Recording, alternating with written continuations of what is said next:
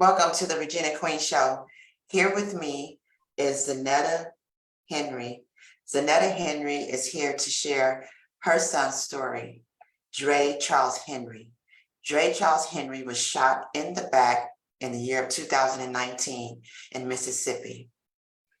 Mom is destined to keep her son's name alive, and she would like to talk about the senseless gun violence and the impact. Thank you, Zanetia, for being here with me with the Regina Queen Show to share Dre Henry's story. How are you doing today? Well, today is a good day. And thank you so much, Miss Regina, for having me. Thank you for providing this platform for moms and, well, parents in general to basically get their story out. We really appreciate it. You're so very welcome, and to God be the glory. And Zanetia, Dre Henry left behind an 8-year-old daughter. Mm-hmm. Yes. Yes. How is she doing? She's doing well. She is Dre all over again. So she's full of life. She's bubbly. She's excited. And she really, really gives us hope. She excites us because she reminds us so much of him, intertwined with her own little personality, her own uniqueness. And we are just grateful. We're very, very grateful to have her, to continue Dre's legacy, to continue to keep him alive through her as well. Yes. Blessings to you and your family. Thank you. So Zanetia, you're here today to help spread awareness to prevent gun violence throughout your community.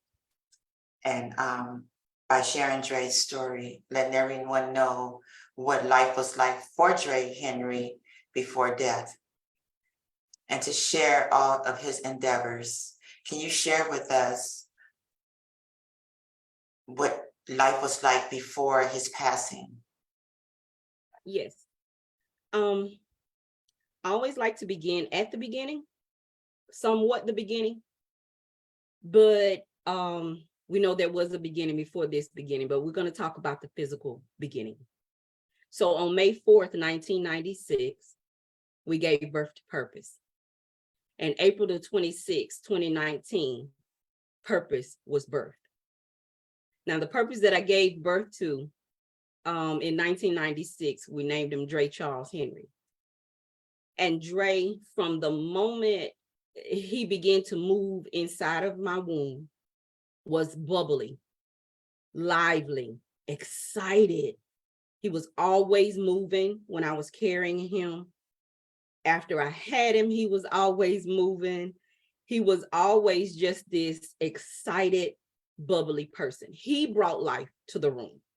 If he walked into a room, he did not ever walk into a room of strangers. He would always make himself available to people that needed him.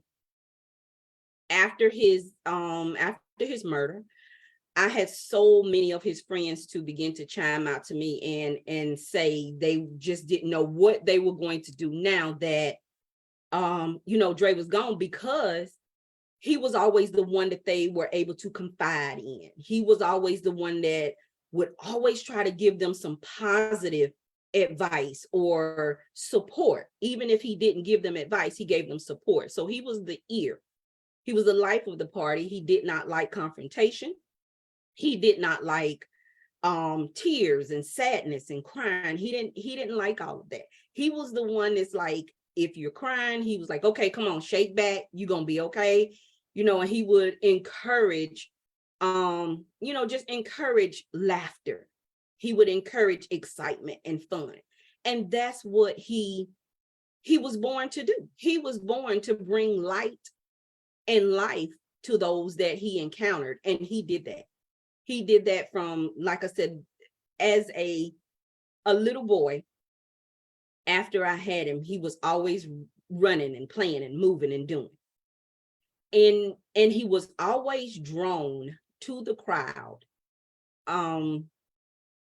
that was exciting, I guess that's the way I could say it, or the crowd that was always as you know the youth would say now, where it was lit or popping, or however they say it now. But he was always drawn to that crowd. He was drawn to the crowd that was going to have a challenge. He wasn't too much drawn to a crowd that was calm and quiet and all that. He had a lot of life. And so even from that moment, those moments as a kindergartner, he continued to grow into a teenager who was doing the same thing, and an adult doing the same thing. The crowd, whatever crowd he was in, he could blend right in because he was just that loving person, that excited person. He had this charm about himself to where he could just about charm his way in or out of almost anything. He had favor. There was favor on his life. Sounds familiar. Yeah. Sounds familiar. Yeah. Yes. So Dre was the like I said, he was the life of the party. And he was always cheerful, always excited. And if he was sad, angry, or just down, you didn't really know it. Or if he got to that point, even if he were angry with you, it didn't last long. You could have your spat with him. Next 5-10 minutes, he's gonna come back and socialize with you and talk with you just like nothing ever happened, because he didn't hold grudges. That's his personality. And he just loved life, and he loved being excited and free. And I always like to emphasize on how free he was. He was a very, very free spirit.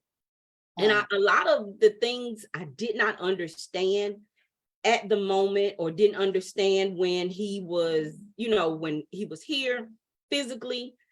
And I found myself a lot of times as a parent saying, hey, why don't you do this way? Come on, stop doing this or start doing that.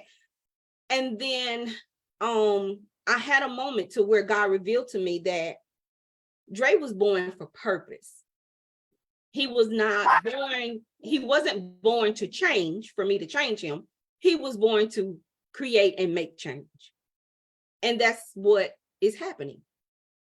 And that's what was happening before he was murdered, and even more so now. He's making change, and he's causing and bringing about a change. Yes, he's bringing light here today on the Regina Queen Show. Yeah. Yes. So, and that's who Dre was. And sometimes I say was, sometimes I say is. It's just according to what I'm talking about, or when I'm talking about the physical, is was, because we know the physical is no more. But is his spirit. Yes. Thank you for sharing what life was like for Dre before his passing. So, Zanetia, it's really devastating to receive, to watch our children grow up from birth and not be able to see them go into life and experiencing different endeavors as far as marriage or the career that we destined for them to have, or their selves, whatever their desire was, their goals, their dreams that they wanted to fulfill. And then someone comes and take that away from our child. Can you share with us what life was like? No, share with us what it was like. Sorry about that. What it was like when you received that phone call that a mom is never expecting to receive. Yeah. The moment that I received that phone call, that was at that moment,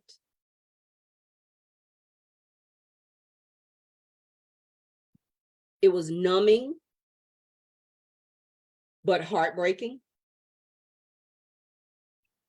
it was a Friday afternoon, and I had just finished eating my dinner, had just walked back into my house and was in the process of taking off my shoes when my phone rang, and I answered the phone. It was my sister's voice on the other end. And I had only heard my sister's voice in this tone 3 other times. And each other time that I had heard her voice in this tone, it was fatal. And all I can hear, and it constantly, not constantly, but there's a lot of times now that still rings in my ears, to hear her on the other end of that phone saying something has happened to Dre. Something has happened to Dre. And I froze for just a second, but all I could say was, where is he? And as she began to tell me, where he was, she didn't know what happened. She didn't have any details. She just knew something had happened. And I was putting on my shoes, and it was like, it seemed within seconds, I was in my car and driving, and she was saying, just go to the hospital, go to the hospital. We lived 5 minutes, maybe 3 to 5 minutes from the hospital at that time. And when I got there, the hospital was empty. There wasn't anybody there. So in my mind at that time, I'm saying, oh, maybe it's a mistake. But it wasn't long, because I asked the lady at the desk, and she told me, that they were headed that way with him. So that was a mixture of numbness, but yet nervous, yet still hopeful, prayerful, believing God, and just trying to pray, but then couldn't pray because I couldn't think. So it was just a mixture. It was a mixture of emotions when I received that call. And even after that, it's just been a roller coaster of emotions. I know the feeling. Zanetta, how many times did Dre get shot? He was shot multiple times. And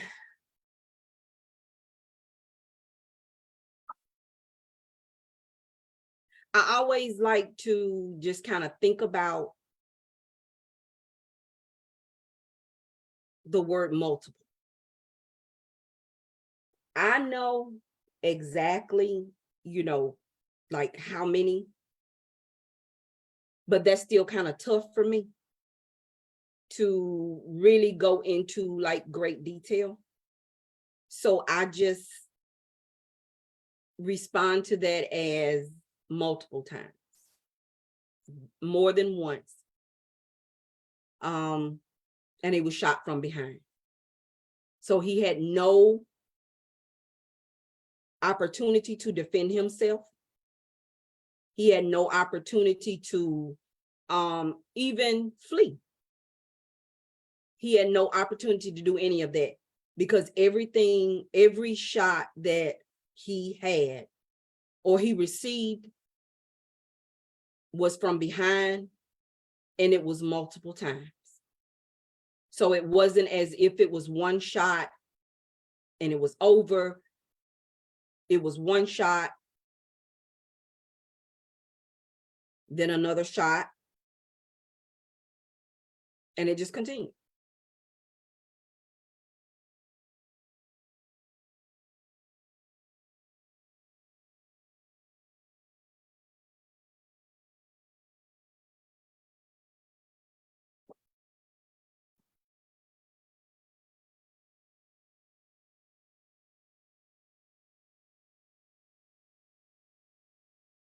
The pain, the Yeah. pain, Yeah. and the agony. That's still really sore. Real sore. I felt it myself. It's like you can feel each and every bullet Yes. your child took. Mhm. Exactly. And I've gone over those moments in my head. Because from day one, I never let anybody tell me what happened. I didn't need anybody to tell me what happened. And whenever someone would at least try to give me detail to detail or attempt to give me detail, I wouldn't allow that. And I would dominate the conversation because I know that my source that I'm connected to would let me know exactly what I needed to know. And what I didn't know, I didn't need to know it. So I know what happened. And I know exactly what I should know. And believe it or not, I'm constantly still finding out, but I don't find out from the streets. But things are still constantly being revealed about that moment, about just about everything. So I know what I need to know, and you know, I don't stay in that moment. Because just as you said, to think about my baby, who is extremely small. I mean, I can't even remember his height or whatever, but I know he was taller than me. I'm 4'11", which doesn't say very much. I'm very short. But he was, of course, he was taller than me. His dad is extremely tall, so he kind of took from his dad with the height, but he was skinny. And I always say tiny, his little tiny body, because to me, he was tiny. To think about his tiny body being hit like that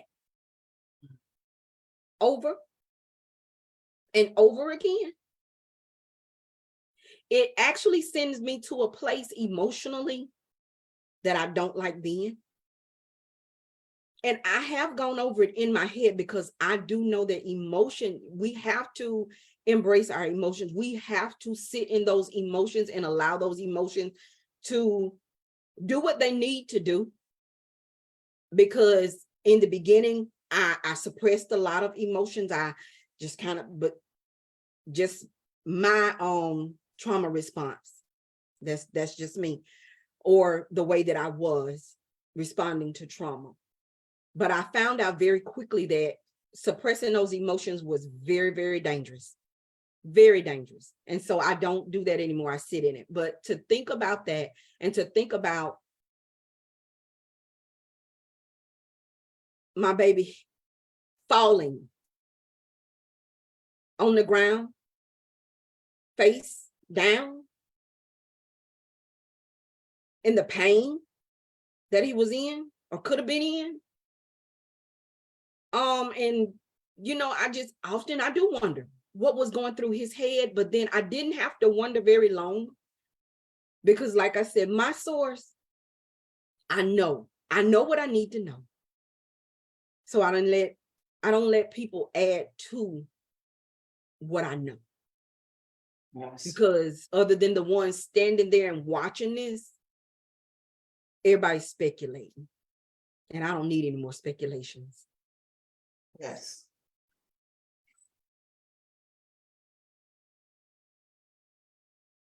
Zanetta, you had, as we spoke, and you had a major,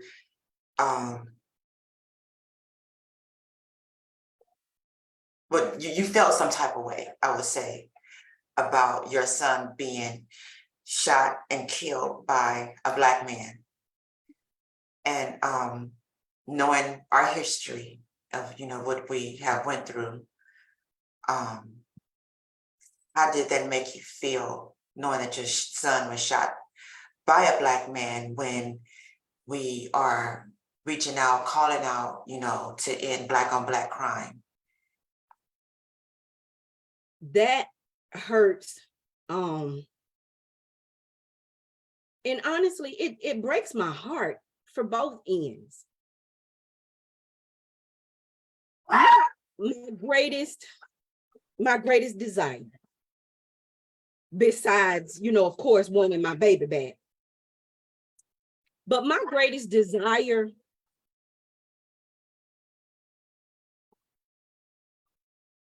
I'm sorry. It's okay. Give me 1 second. Sure. It's okay. It always gets sensitive when we share our son's story. Yeah.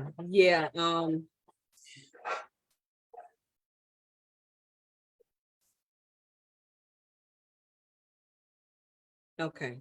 Now you let me know. Is my noisemaker in the background too No, loud? it's perfectly fine. Okay. All right. So, again, I do apologize for the interruption or No, it's no kind worries. of pulling myself back together here. Yeah, take your time because I know the feeling. Like always, Yeah. it is really, really sensitive when we talk about our son's death. Yeah. And this part, it breaks my heart on both ends. My greatest desire, besides having my baby back, is for our youth, our young Black men, and our young Black women, is for us to realize that we're not each other's enemies. We shouldn't be each other's enemies. Our people have gone through enough of oppression, and we are so much stronger together than we are separate. If we would bind together, if we could come together and build our communities up, if we could use the strength that they use to fight each other, to kill each other, to divide each other, and stay divided. If we would take all of that strength, wisdom, and knowledge and put it into rebuilding our communities, there would be a lot. We could go so much further. I just wish that our young people would begin to realize that hating each other, and you don't even know why you hating each other, fighting against each other, is only continuing to oppress us. It's only continuing to cause us to have to struggle for everything that we have. The foundation that I stand on is unity. Unity is what it's going to take. We as a people have got to begin to come together. And I even go back with that as we as parents, we as the older generations, we've done an excellent job of showing our children of how to be divided, or allowing things and material things and other opinions and this and that. We've done an excellent job of showing them how to be divided. Now we need to do a even better job of showing them how to reunite, how to come together, agree to disagree. No one has to agree on everything, and no one will. But we don't have to kill each other because we disagree. We don't have to take each other's lives, because once a life is taken, you can't give that back. And so to think that another Black man took the life of my son, I still have sympathy for him as well. I have sympathy for him because as I watched him in that courtroom, my heart broke for him. My heart broke for him because he was not winning. Even though he may have thought at the time when he took my son's life that that was a win, he lost too. And when our children are continuing to take each other's lives, there is no winner. I don't care how much you think you got over, or how much you think that this is something good, or how much you think that you have represented whatever it is you're trying to represent. No, there is no winner in this, because we lose one or two or three to the grave, and we lose 1, 2, or 3 to the system. And the system is not rehabilitating our young Black men. No, not at all. They're just destroying them more and more. Exactly. So let's stay out of the system. Let's do something other than what we're doing to stay out of the system, because we're leaving children behind. My son left an 8-year-old daughter behind. I have no clue if the young man that killed him has any children, but I know of other cases to where you got the victim, the person that has been killed, has children left behind. And then you have the one that did the killing has children left behind. Who wins? Everybody loses. And that's my greatest desire. I know people have a problem with the police. Well, I have to say, could the police have done more? I feel, because I'm his mama, to have, gotten more evidence and handled things a little bit. Of course, I'm going to always feel like there could have been more done. But I look more for the community to step up. And that's what it's going to take for the community. That's what it's going to take. And to end senseless gun violence in our communities. Yes. Zanetia, thank you for sharing that with us. And I would like to ask you, what has your son awakened in you? Oh my goodness. I tell people that I talk to a lot of times, what I gave to him when I was carrying him and when I gave birth to him, parts of me that I gave to him, when he left, he gave those parts back to me.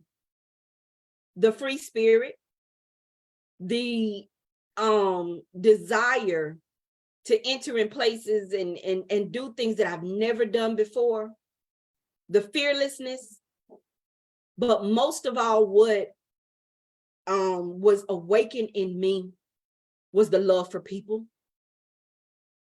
The love for people and just wanting to help people in any way I possibly can. Beautiful. That is beautiful. Zanetia, what do you do to cope? Help people. My major coping mechanism or coping skill is helping someone else, because it always reminds me that I don't have time to feel like I'm the only one in the world going through this, because that's one of the major feelings that you have. And I know you understand this as a grieving parent. I don't care if you're in a room of full of people, you feel alone, because you're missing this major piece. So helping others helps me to remember that I'm not alone.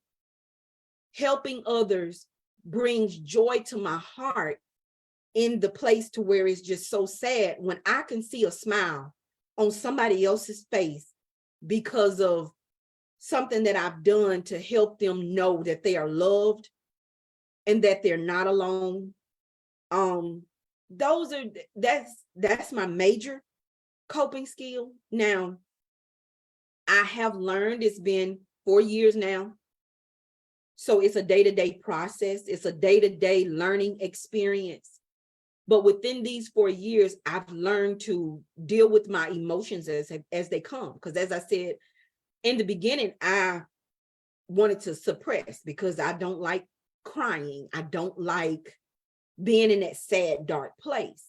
And I know that that's very dangerous for me. It's dangerous for me and a lot of people around me, for me to be in a dark, depressed state. So I don't allow myself to go there very much. And I fought it in the beginning, but I soon realized that it was even worse for me to suppress. So I learned through through studying the grieving process, through taking different courses that helped me understand. But one of the major things that I did is I got counseling. I saw a therapist who helped me to understand what was happening in my brain. And that was so important to me because I'm that person that needs to understand what's happening.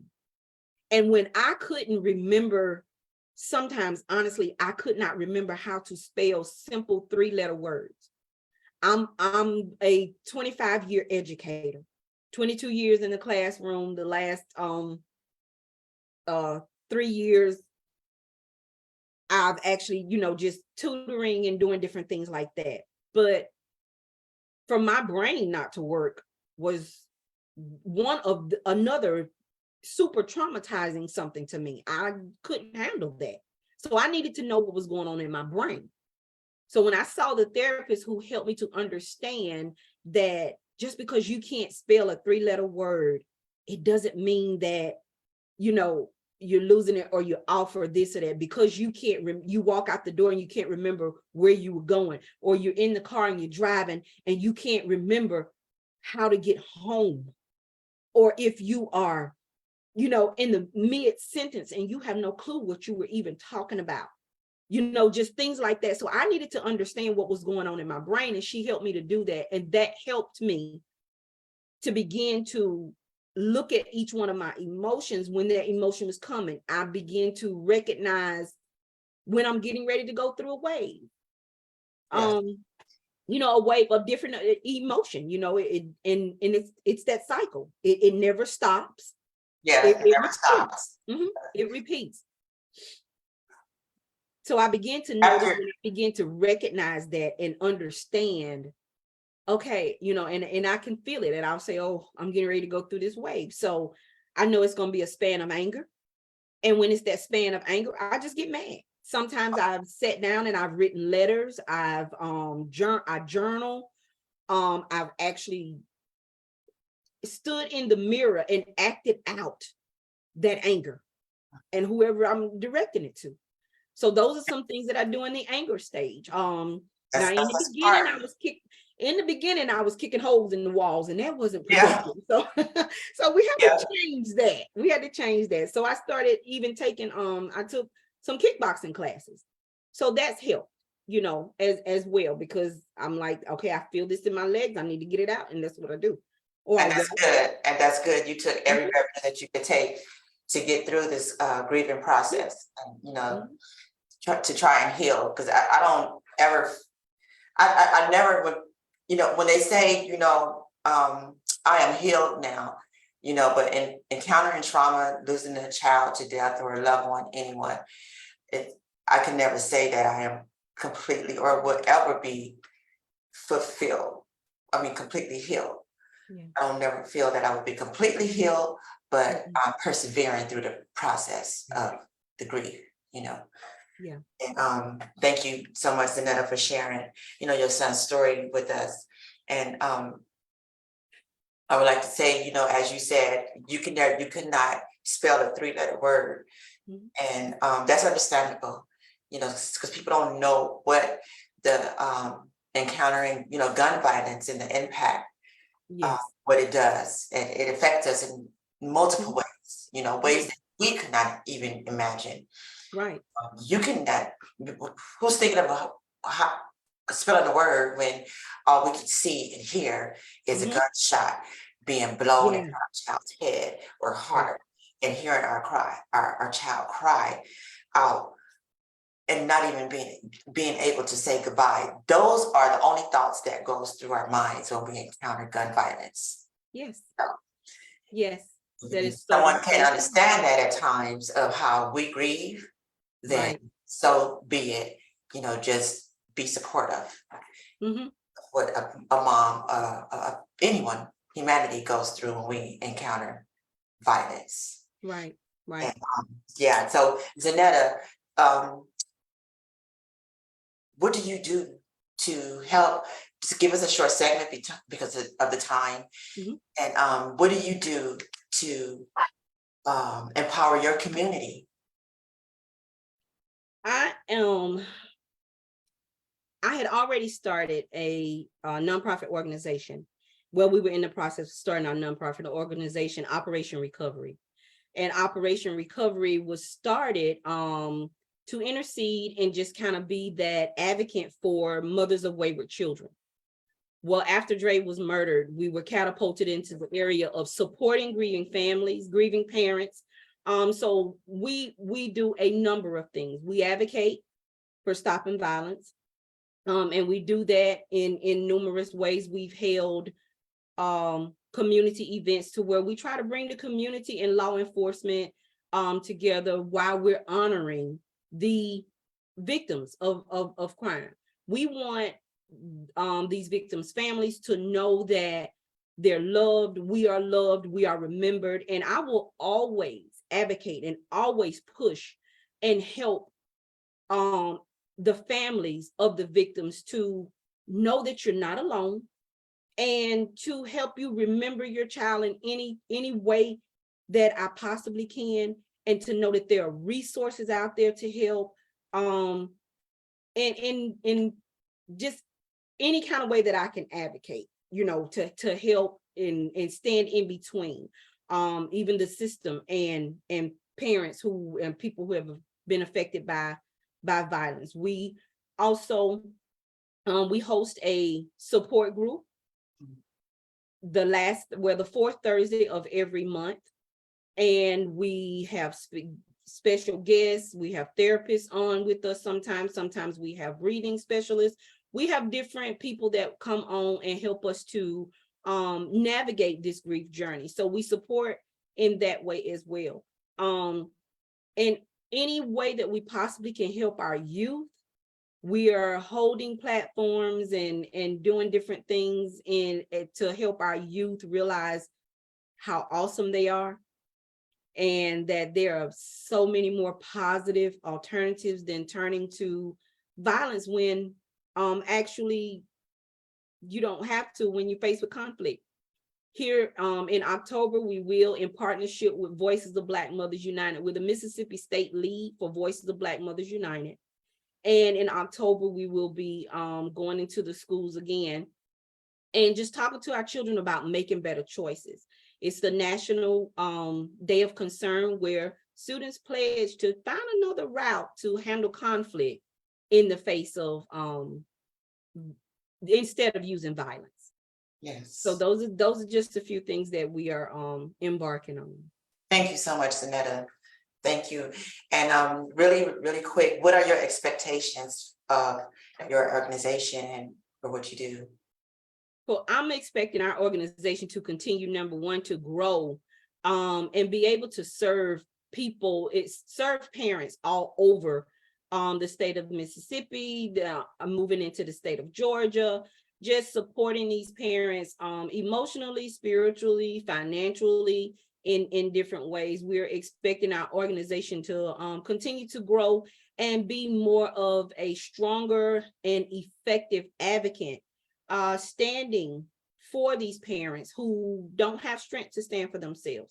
And one of the major things that we want to do is help any and every parent who wants to give their child's story a voice, providing and showing them, or leading them and helping them to know that their child is important. Yes. To be remembered. Yes. Thank you for that.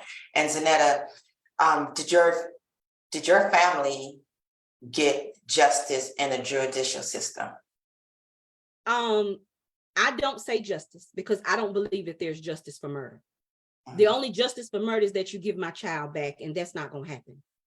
But I would say that every person that does anything that has harmed someone else should be held accountable. And at this point, what I'm going to say is there was a person that was held accountable, but to be all and out and honest, everybody that had anything to do with it should be held accountable, and they will be.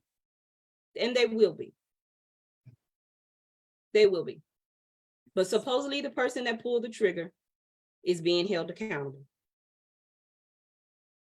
That's great. Thank you, Zanetta, so very much for being here with me on the Regina Queen Show to share Dre's story. And I love his story, I just love the essence of his story. You know, his charismatic is so beautiful. You know, he was a very outgoing child. You know, the light shine, as you described, the light shine in every room that he steps into. And I believe that.